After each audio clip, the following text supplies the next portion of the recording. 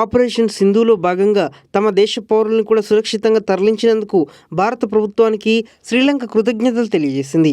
ప్రస్తుతం పశ్చిమాసియా బగ్గుమంటుంది. Israel, Iran మధ్య భీకర దాడులు జరుగుతున్నాయి. ఈ నేపథ్యంలో తొలుత ఇరాన్లో చిక్కుకున్న భారత పౌరుల్ని స్వదేశానికి తీసుకురావడానికి కేంద్రం ఆపరేషన్ సింధును చేపట్టింది.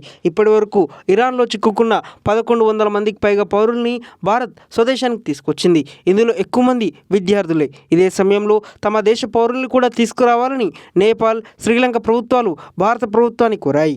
ఈ క్రమంలో నేపాల్, శ్రీలంక అభ్యర్థన మేరకు భారత పౌరులతో పాటు ఇరాన్లో చిక్కుకున్న శ్రీలంక, నేపాల్ పౌరుల్ని కూడా కేంద్ర ప్రభుత్వం తరలిస్తుంది.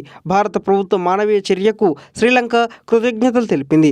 ఇది శ్రీలంక, భారత్ మధ్య ఉన్న స్నేహం, భాగస్వామ్యాన్ని సూచిస్తుందని శ్రీలంక విదేశాంగ మంత్రి పేర్కొన్నారు. ఇదిలా ఉండగా ఉద్రిక్తతల నేపథ్యంలో తన గగనతలాన్ని మూసివేసిన ఇరాన్ భారత పౌరులను తరలించేందుకు మాత్రం ప్రత్యేక సదుపాయాన్ని కల్పించింది. ఇకపోతే ఆపరేషన్ సింధూలో భాగంగా ఇరాన్లోనే కాకుండా ఇజ్రాయెల్లో చిక్కుకున్న పౌరుల్ని రక్షించేందుకు భారత ప్రభుత్వం ప్రత్యేక ఏర్పాట్లు చేసింది.